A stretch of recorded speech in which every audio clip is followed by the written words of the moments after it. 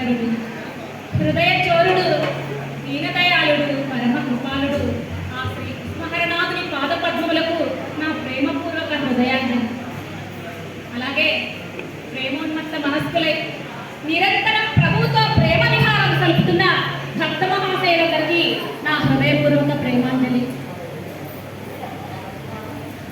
బాబావారి లీలా విశేషాల్లో ఈరోజు ఒక లీలా విశేషాన్ని సంకీర్తనతో అనుసంధానం చేసి మీ ముందు వివరించుకోవడం జరుగుతుందండి. స్వామివారి లీలా విశేషాన్ని సంగీతంతో అనుసంధానం చేయడంలో ఉన్నటువంటి ముఖ్య ఉద్దేశం ఏమంటే, ఉన్న విషయాన్ని మాటల్లో చెప్పడం కంటే కూడా సంగీతము, గానము అనుసంధానం చేసినప్పుడు నేరుగా హృదయంలోకి ప్రతిష్ఠింపబడుతుంది సంగీత రస ప్రభావం చేత. అందుచేత మాటల్లో చెప్పడం కంటే కూడా కథాగానం రూపంలో చెప్పాలని ఒక చిన్న సంకల్పం. ఈ సంకల్పానికి భక్తులందరి ఆశీర్వాదాన్ని కోరుకుంటున్నానండి.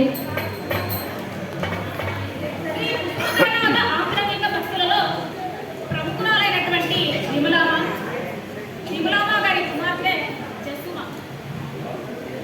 మరి జస్సుమ గారి జీవితంలో జరిగినటువంటి యథార్థమైన సంఘటన అండి ఇది. ఏం జరిగింది అంటే,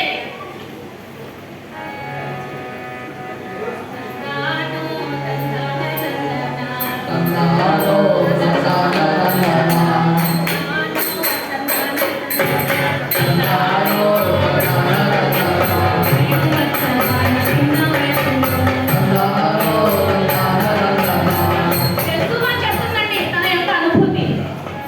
5 సంవత్సరాల చిన్న వయసు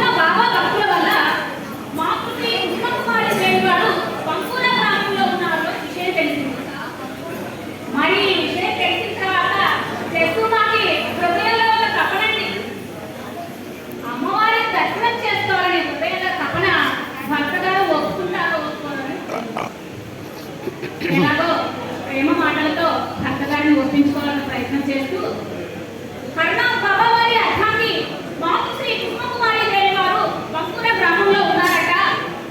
మరి బాబా అమ్మ అంటే నాకు చాలా ఇష్టం, ఒకసారి వెళ్ళి అమ్మను దర్శనం చేసుకోవాలని కోరికగా ఉంది అని అడిగింది. సరే అన్నాడట. సరే వెళ్దాం, కానీ అక్కడికి వెళ్ళాక దేవుడు తెలియని గందరగోళం చేస్తే నేను ఒప్పుకోను.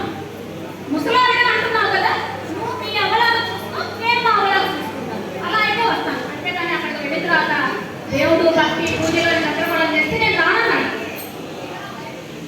అసలు కరుణాకు తత్వమే ఇదండి. కరుణాకుడు నన్ను భగవంతుడిగా భావించమని చెప్పట్లేదండి. భక్తులు పుష్పమ్మ సన్నిధిలో ఉన్నప్పుడు అమ్మ చెప్పే వాక్యం కూడా ఇదే. తల్లి ఏదైనా ఒక చక్కని వాక్యం తల్లి అన్నప్పుడు ఏముంది, నన్ను మీ ఇంట్లో పుష్పమ్మగా చూసుకోండి, మీరు నా ఇంట్లో బిడ్డలేదు. కరుణాకు తత్వమే ఒక కుటుంబ భావాన్ని దైవంతో జతపరిచి మనకు అందించడమే పుష్పకరణాలని ముఖ్య ఉద్దేశం. అందుకే పుష్పమ్మ కూడా ఎవరు వచ్చినా సరే ఇదే వాక్యం చెప్పింది, నన్ను మీ ఇంట్లో పుష్పమ్మగా చూసుకోండి, మీరు నాకు బిడ్డలైపోండి. దయచేసి మాట్లాడద్దమ్మా, దయచేసి మాట్లాడదు. మహర్షులమైతే కావచ్చేమో, మహాయోగులమైతే కావచ్చేమో, సిద్ధపురుషులమైతే కావచ్చేమో, సాధన చేస్తే అద్భుతాలు చేసి చూపించే శక్తి కూడా పొందొచ్చండి. కానీ పరమేశ్వరుడి కుటుంబంలో బిడ్డలమైపోవడం మాత్రం సాధ్యం కాదండి, సాధ్యం కాదు. అందుకు స్వామివారి కృపాభాగ్యం ఎంతో ఉండాలి, ఆ భావం మనకు గ్రహించగలదు. మరి రవీంద్రనాథ్ తట్టుకు ఆ భావం వదిలించిందో లేమో, ముసలావిడ అంటున్నావు కదా, నువ్వు మీ అవలాగా చూసుకో, నేను మా అవలాగా చూసుకుంటాను, అలా అయితే వస్తాను. అసలు ఆయన్ని నేను తాతయ్య అని పిలుచుకుంటున్నప్పుడు ఆవిడ అవే కాదు, స్వామివారిని తాతయ్య తాతయ్య అని పిలుచుకుంటున్నప్పుడు ఆవిడ నాకు అవే అన్నది. సరే అనుకున్నారు, బయలుదేరి కుసుమమ్మ దర్శనార్థం వెళ్ళారు. జగజ్జనని ఈ అమ్మాయి కూడా ఆలకించిందా అన్నట్టుగా వెళ్ళడంతోనే ఎంతో ప్రేమతో జసుమాన్ దగ్గర తీసుకొని రవీంద్రనాథుడు తక్కువ ఇలా దగ్గర కూర్చోబెట్టుకున్నారు. అంటే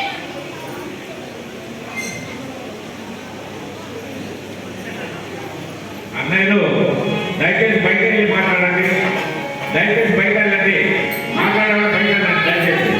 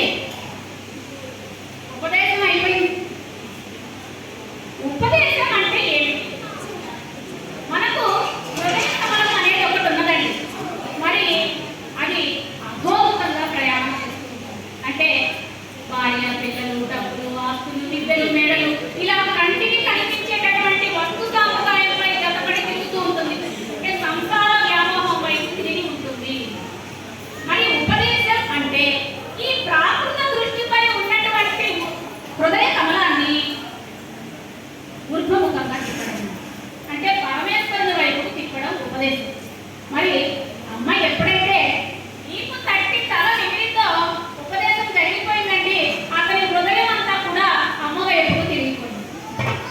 సరే ఇలా ఆశీర్వాదం తీసుకున్నారు, బయలుదేరి వారి స్వస్థానానికి వారు వెళ్ళారు. ఇలా కొద్ది కాలం గడిచిందండి.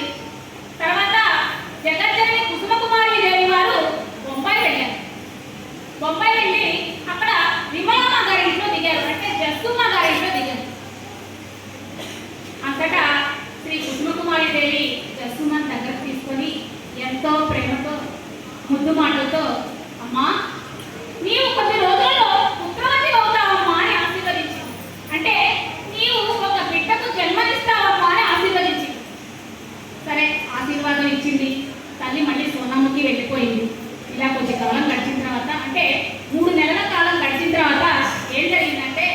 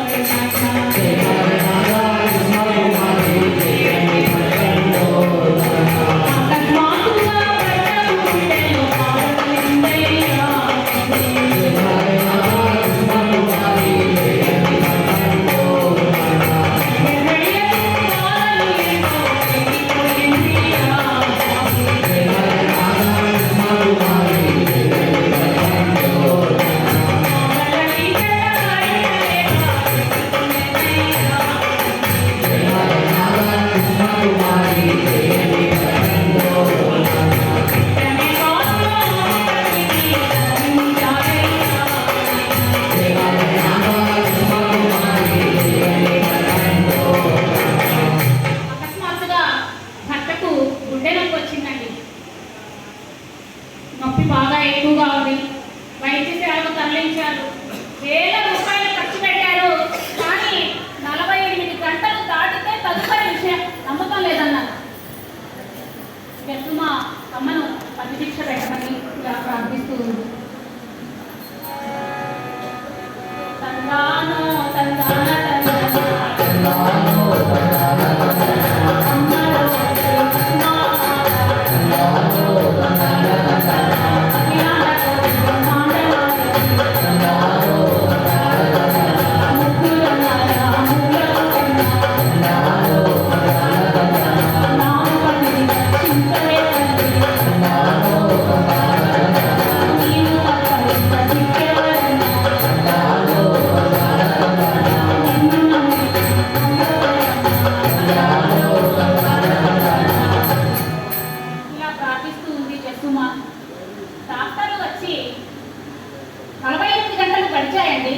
డాక్టర్లు వచ్చి పర్వాలేదు అని చెప్పారు.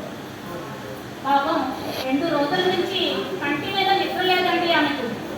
డాక్టర్లు వచ్చి పర్వాలేదు అని చెప్పిన తర్వాత ధైర్యం తెచ్చుకొని తన భర్త గారి బాధ్యతను తల్లిగారికి అప్పగించి కొంచెంసేపు విశ్రాంతి తీసుకుంటాను అని చెప్పి పక్క గదిలోకి వెళ్ళింది.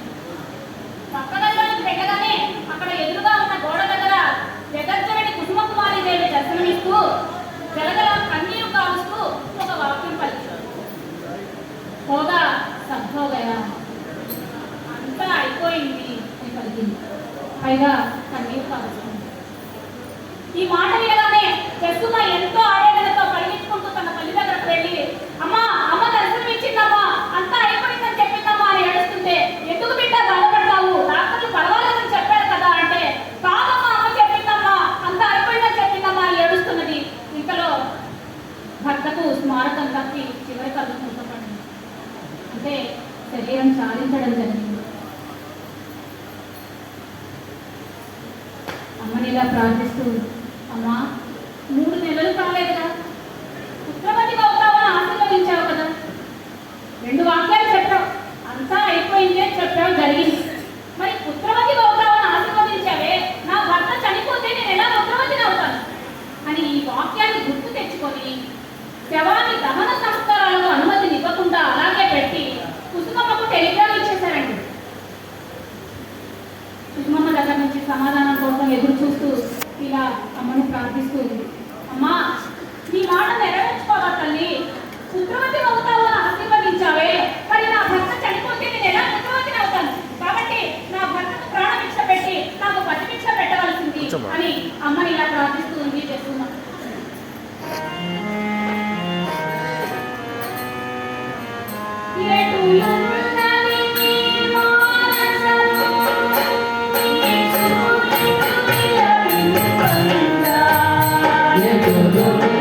Thank you.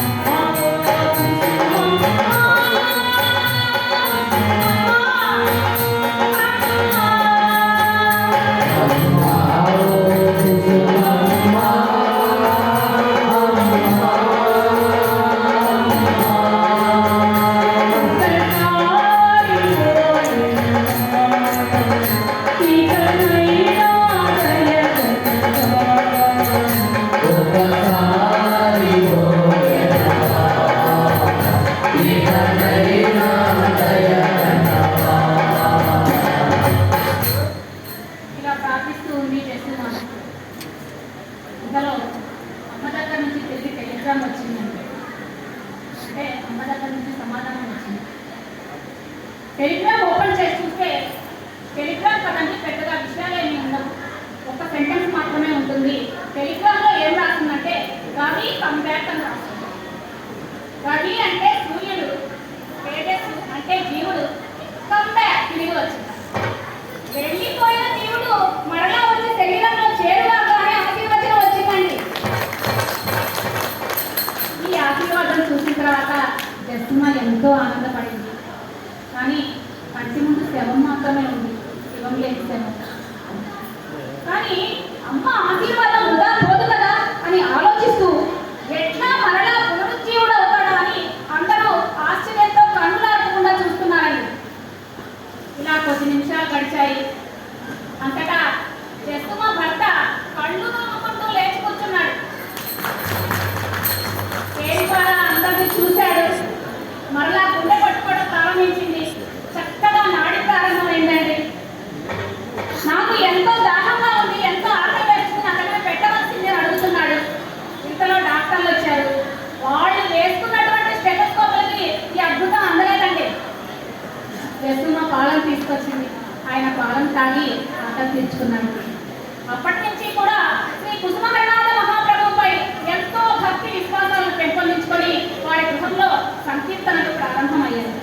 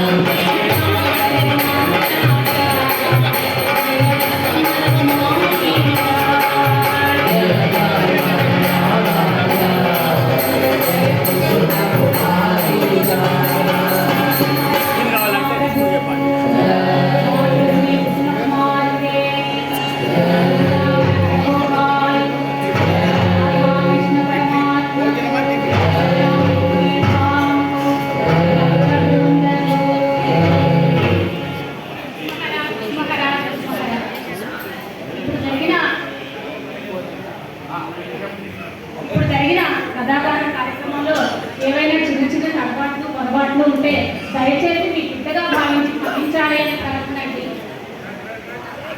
అలాగే నాకు ఈ అవకాశం ఇచ్చినటువంటి ప్రచార సంస్థ వారందరికీ కూడా నా హృదయపూర్వక ధన్యవాదాలు తెలియజేసుకుంటున్నాను. ఇదే కథలో చిన్న బిట్ని ఒక చిన్న వీడియోలో గుర్తించి తద్వారా నాకు ఈ అవకాశం ఇచ్చిన వారు గౌరవాధ్యక్షులు శ్రీ రాళ్లబండి బాబు అన్నయ్య గారండి. వారి పాదపద్మాలకు నా హృదయపూర్వక ధన్యవాదాలు తెలియజేసుకుంటున్నాను. జై కుసుమహర.